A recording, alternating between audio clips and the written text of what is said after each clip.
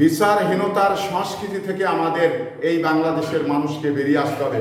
কারণ চুনে মুখ পুড়ে গেছেন, দই দেখলে অনেকেই ভয় পাচ্ছেন। তো এই ভয় পাওয়াটাই স্বাভাবিক, কারণ বিগত সময় বিচারের নামে যে তামাশা চলেছেন, বিচার বিভাগকে বিতর্কিত করেছেন, এই কারণেই জনগণের প্রতি বিচারের বিচার বিভাগের প্রতি আস্থা হারিয়ে ফেলেছেন।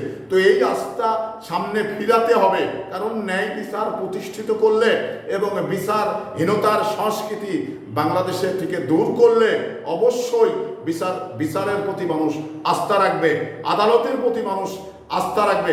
যখন মানুষ দেখবে যে আদালত ন্যায় বিচার প্রতিষ্ঠিত করতে পারছেন বা সরকারের নির্বাহী আদেশ কখনো কাজ করছে না, তখনই এই বিচারটি ন্যায় বিচার প্রতিষ্ঠিত করার চেষ্টা কাজে লাগবে।